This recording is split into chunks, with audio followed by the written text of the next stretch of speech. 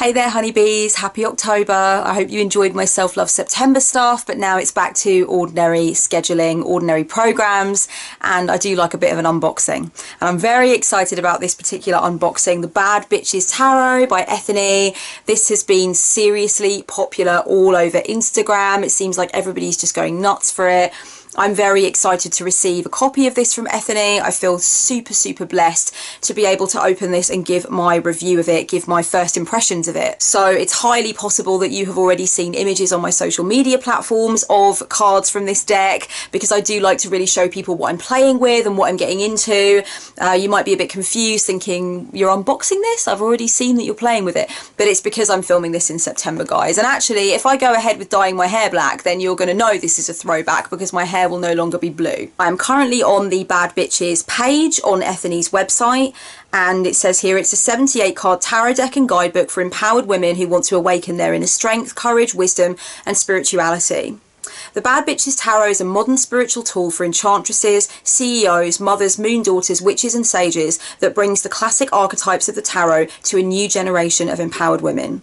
Each one of the tarot cards in this deck has something to share with you about your life, your relationships and your work in the world. Tap into your inner high priestess and immense wisdom to share with you, where spirituality meets sass. Oh, it's so exciting. The thing that got me really excited about the Bad Bitches Tarot from the pictures that I saw first of all was the fashion illustration concept. To me, that is a really strong concept. That's an exciting concept. For anyone who's been watching my channel for any length of time or watched my Q&A videos, you know that I'm really interested in personal style. I definitely have a vested interest in fashion. I'm really interested in fashion through the ages. I actually really love fashion illustration. In fact, at this very moment in time, I have a book by my bed. Let me just show you, just to illustrate how much I love fashion illustration. This is Amelia's Compendium of Fashion Illustration, featuring the very best in ethical fashion design. I really love this book. It's absolutely beautiful. It's got really awesome interviews with fashion illustrators and it showcases their work, and I really love looking at this. I love looking at fashion illustrations. So the Bad Bitches Tarot was supremely interesting to me from the word go. The minute I saw those images,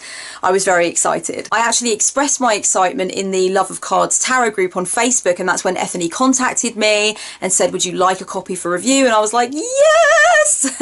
One of the perks of the job. So I'm really excited to get into this. Now, first of all, I love this box. I love this deep plum, sort of, it's like an eggplant or aubergine, depending on where you are, darling, kind of colour. And it's got this incredible rose gold on it. So I really love this design. It's gorgeous. It's very me. Oh, and it's actually got wands, the cup, the sword and the pentacles on the front as well. There we go, you can see it now, it's picking it up lovely. How gorgeous is that? I'm going into the plastic now. Oh, that sound never gets old. Okay. Oh, it's one of those, it's like a snap clasp. Awesome. I really enjoyed that design with the Vessel Tarot, so it's really nice to have another one of these snap boxes. It's really lush. 78 card tarot deck, created and written by Ethony, art by Lena Semenkova and Sasha Semenkova. Awesome. Oh, I'm so excited. Okay, let me just take a sip of my choco tea. Yogi's choco tea. Guys, seriously, Yogi's choco tea. Do yourself a favour. It will pay your bills, it will clear your pores, it will do your homework, and it will find you a date to the prom. Oh, that's fucking lovely. Okay guys, so as usual with my unboxings and first impressions, I'm going to be doing cutaways so that you can really see and appreciate the close-ups and details of the cards.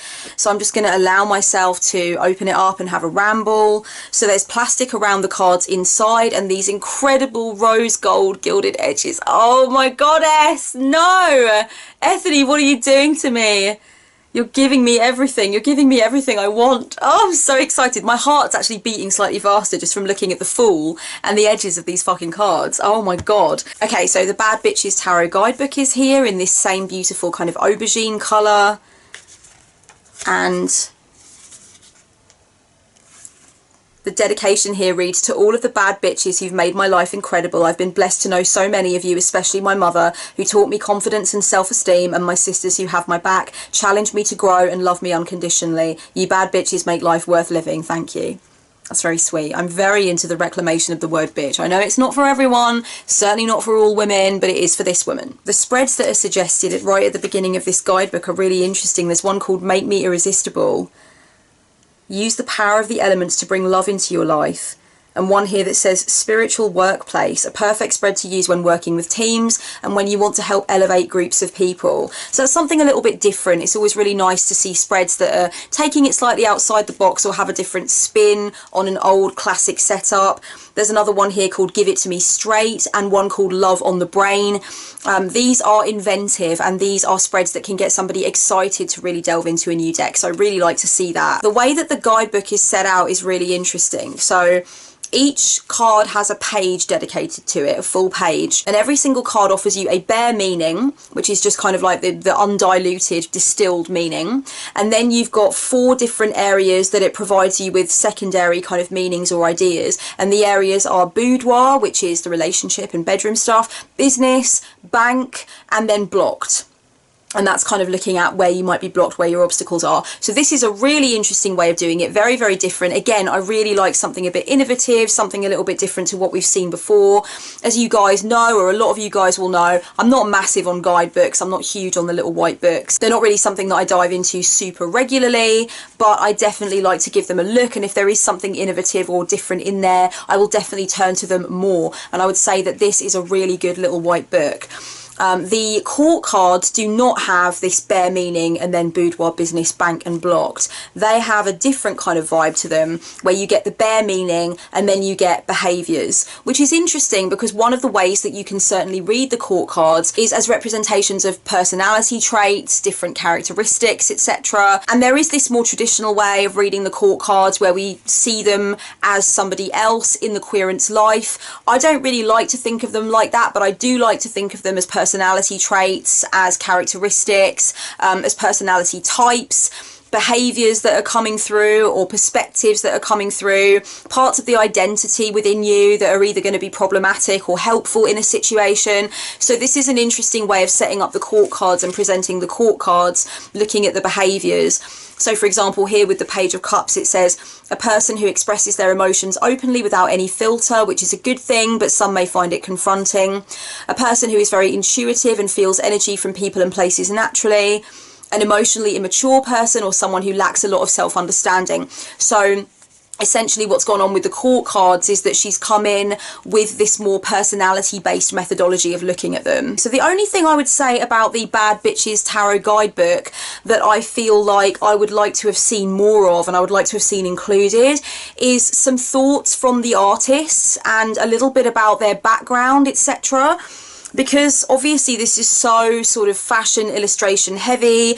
It's got a real graphic design element to it. It's a very strong concept, and I think that's why it's garnered so much attention. That and of course the fact that Ethony is such a little star in the tarot world and people are interested in what she's doing.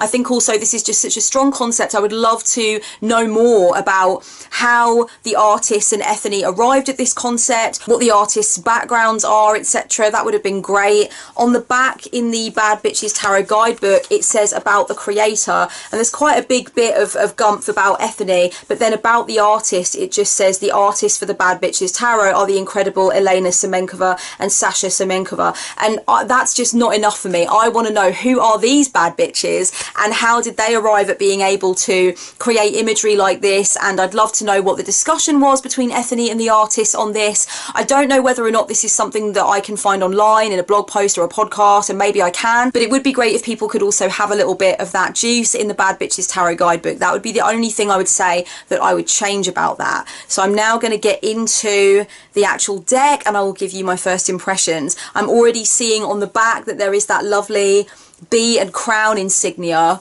which is clearly the symbol for the Bad Bitches Tarot. So it's really nice to see that on the backing. These cards feel of quality, and the stock is the kind of stock that I like, where it's not super thin, but it's not really thick and difficult to bend and difficult to shuffle. I'm in love with the rose gold gilded edges. That to me is just giving me every inhale and exhale right now. That is gorgeous. I'm loving that.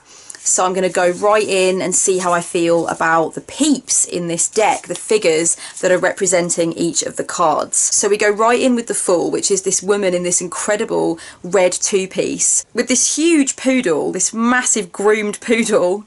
That's a really interesting one for the Fool. I like the kind of cheeky, high fashion take on that, because obviously the Fool is so often depicted with a dog in tow, so I think it's really cool that there's immediately right off the bat this very high fashion take on it. I think a lot of people are really going to love the fuck out of the Magician card. There are witchy vibes here, real classic, awesome, witchy hat, witchy wand vibes here, and I really love that infinity belt buckle, the infinity symbol belt buckle, and the platforms. I mean, to me, this is definitely critical. This is a gorgeous depiction of the Magician. I love it. Boom. That High Priestess is 100% yes. I love the outfit. I love the pose. Oh my god, that is gorgeous. I really like the fact that the High Priestess in this deck has a shaved head as well. That is definitely speaking to me as somebody that used to buzz cut my hair, and I definitely felt a lot of empowerment from that, and that was definitely a real statement for me. So it's really awesome to see the High Priestess depicted with no hair. The Empress is giving me Sarah Jessica Parker in Sex and the City vibes. I know that's not very deep, it's not very profound, but that's true, that's what's going on. I really enjoy the fact that there is the female symbol as an earring, and I also like the fact that she's brought the star crown over. The artists have brought the star crown over from the Empress card in the traditional Rider-Waite symbolism. I am definitely feeling that. I think that's a really cheeky little twist on what we know as being the traditional Empress, so that's a really awesome thing to see as well. And I love that cheeky little emerald green clutch, but you know, I'm definitely going to have some thoughts and some feelings about the fashion in this deck, because I'm just fashion illustration nutty, and oh my god, the Emperor, what the fuck, I would wear every single piece of that. That bowl cut as well. That is seriously giving me some Joan of Arc vibes. I fucking love that whole outfit. Okay, I love the fact that the Hierophant is in this really slouchy overcoat. I think that is a very clever take on the vibes and the essence of the Hierophant as being that figure that is kind of cloaked, that has this religious authority. I think that this is very clever. This Hierophant figure could also probably have been quite good for the Hermit card. I've got to try really hard not to talk about every single card in the Major Arcana. I really have, but it is tough. I love the fact that the sword that the Justice figure is holding is almost as big as her body. There's something about that that really does it for me. And I love the fact that she's wearing scales as earrings. That is a very, very cute touch, very clever. As a lot of you guys will know, the depiction of the High Priestess and the depiction of the Death card and the depiction of the Moon card are all of particular importance to me when I'm looking through a Major Arcana for the first time. And I must say, I really love the Death card. I love what the figure is wearing. I love the blue-green hair. I love the black butterflies. I love the idea of death as associated with wearing white rather than black, because in a lot of cultures the death colour is white, the death colour actually isn't black, so I really like that play on things as well. To me, this is a really lovely death card for the deck. Ooh, the Tower is wearing a coat that actually has prints of lightning bolts all over it. Or you could say it's lightning bolts, or you could actually say it's cracks. So it could be one or the other. And that I also find exciting, that there is a little bit of ambivalence there as I'm looking at it. I'm not sure whether or not it depicts cracks in a building or lightning bolts. Either way though, it's got a strong tower vibe to it. Oh my god, the star is a dress with constellations all over it. This is literally making me fucking drool. I cannot believe that this deck is just so much a piece of me. Ethony, this is a fucking piece of me, seriously. I don't know how this deck came together, I don't know how it came to be, but the fact that the star is wearing a dress that is covered with prints of constellations, it is just couldn't get better for me. That is Christmas and birthday at once. The Moon card is just savage. I love it. I love it. I love that stance. I love the moon print on the jumper. I love the howling wolf. It is just giving me everything. Okay, I'm on into the Suit of Pentacles. Oh wow, look at that heavy jewellery on the Four of Pentacles. That gives you something to work with. That's a really interesting decision. The dress on the Five of Pentacles that looks like a stained glass window. That print just is giving me stained glass window vibes. That's very clever. That's a really interesting take on it. I really feel like the Nine of Pentacles is channeling Beyonce. That's just how I feel. That's what that's giving me. That immediately I looked at it and thought, that's B. I like the Ten of Pentacles as apparently depicting 3 generations of women in a family. That's really cool. And I really like the fact that the youngest, the little girl, is holding 3 pentacled balloons. That's clever. Okay, I'm getting Queen Bee vibes from the Page of Pentacles as well. I'm getting Ivy Park vibes, you know, her sportswear brand. So I'm kind of feeling like that is Queen Bee wearing Ivy Park. That's the initial thing that I got from that. It's definitely appropriate for Queen Bee to come up in my mentality in relation to the Page of Pentacles though, so that's totally fine. And with the Nine of Pentacles as well, like that is definitely a Queen Bee-esque card. I adore the expression on the Queen of Pentacles face, and I like the stance as well. I really like the position that she's holding.